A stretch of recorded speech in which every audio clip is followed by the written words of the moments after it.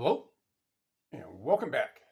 What's a not today, two-day sales weekend? Um, could have been better. Have a pretty nice book in here. In a comment, I believe it was for yesterday's video, someone had asked or kind of inquired more over on the amount that I pull to scan, how many of those that I'm actually physically scanning do I actually buy? On the fly, kind of figuring it might be 1/3 of what I'm scanning, I'm actually putting in the cart to buy. That can vary. I could hit a store where I'm pulling 3/4 of them I'm buying.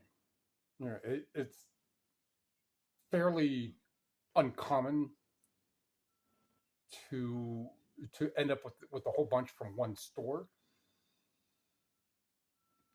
Ultimately, if I'm going to 4 or 5 stores and if I have 25, 30 things,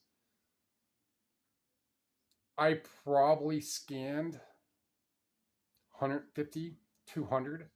I probably looked at, eyeball grazed 3, 4, 5, 6,000 eyeball grazed. But eyeball scanning is just a quick route because you just start to get used to seeing what is more common.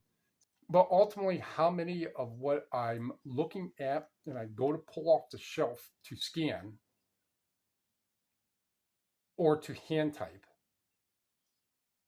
because as I'm pulling from the shelf, I'm looking at it, and if I already have it in my hand, 99% of the time, it's going to get put on a pile for me to scan. I will look on the back, and I will see if it does have a barcode. There are very, very, very few exceptions of the ones that do not have a standard barcode. They might have like a Columbia House, or they might have a BMG, or whatever the other one is. They will have a complete different non-barcode. There are very, very few exceptions to that. And one is the Linda Ronstadt one that just listed. It is a BMG. So it doesn't have a barcode on the back. It has like the D13497, whatever the number is. That is a mail order CD, but I've never seen that Linda Ronstadt CD. So I'll look it up, and sure enough, those ones with the barcode or non-barcode all sell for 25, 30 bucks. But for the barcode ones, the absolute vast majority of what I'm putting on that stack has a barcode. If it doesn't, it has to be very, very unique or different for me then to, if it has a BMG or Columbia House or one of those mail-in music ones like that, it has to be very unique for me to actually hand type it. If it doesn't have a barcode, that's when I hand type it. From all the ones that I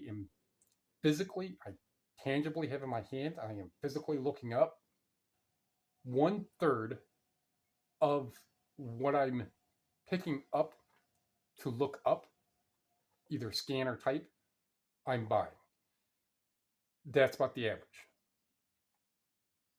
It may get a little better because I'm becoming more attuned to what to look for. And a year ago, I would have pulled a lot of just common stuff, but that's how you become familiar. If you're not certain, if you have any degree of apprehension, be like, just grab it anyhow. Because the more times you'll scan stuff that you realize isn't worthwhile, the more times you're not going to have to do it again. So to answer the entirety of what I'm buying, percentage of what I looked up is a quarter to 1/3. In all, my entire outing of going in sourcing is 3 to 6 hours leaving here and getting back. Once in a while, a tad longer, like when I went out to Avon on a Saturday. But for the most part, in those hours, what I'm coming back with, I'm I don't fret or press about what ratio it is of what I'm pulling to scan to what I'm buying. I'm coming back with 3, 4, 5, 6, 7, whatever, $100 worth of stuff for the 3, 4, 5, 6, 7, whatever the amount of hours are that I was out. But if I'm out for 5 hours and I come back with the $100 of listable, wasn't a good day, but I came back with something. If I'm out for 2 hours and I come back with 2,000, it's all encompassed within that. To kind of end all that, I would say if you want to get into disc media is going to be the easier way on how to get into something to where you're not stuck with a whole lot and it's easy to get rid of. If you go off and you go buy a big old pallet box of books, well, you got to box them, you got to find out which ones are which. Some you can scan, some you won't. Some paperbacks come up with mass market paperbacks come up with all different types of variations of other titles of things that aren't even what it is. There's tricks around that. But with disc media, if you end up with junk, you can sell it to Declutter, you can sell it to another website, and you can take it up to the game exchange. You can take that same box up to multiple game exchanges. Books, you take it up to half price books, and they're going to give you 5 cents for. That's probably going to be the most, because if any book was worth anything and you're looking it up, you'd at least put it on eBay for $10 so you can make a couple bucks off of it. Buy a lot from a yard sale or from something somewhere that has a couple hundred to a couple thousand disc media in it, and do that a couple times, and you'll start to see like, oh, this Janet Jackson, oh, that's got to be, no, it's a $4 CD. Then you'll learn which ones are not. So your best bet, I would say, if you get a bunch of stuff and you have to physically go through it,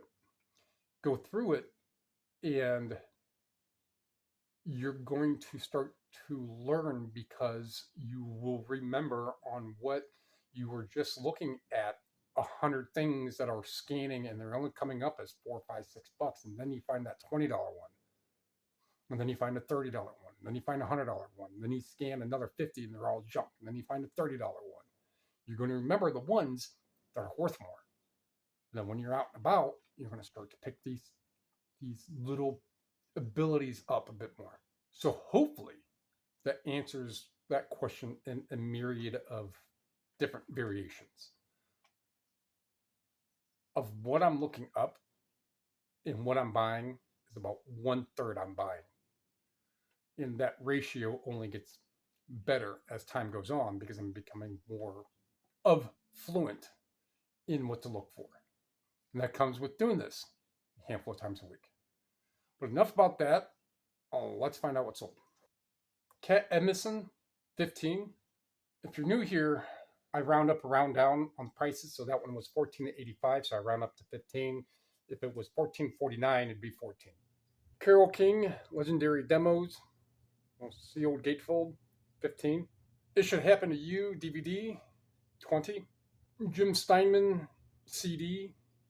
If you're not familiar with Steinman, he is one of the producers, the music producers for Meatloaf. So if you listen to this, you can hear a lot of the sound and the feel of Meatloaf through this. But $9. Now this is a larger book.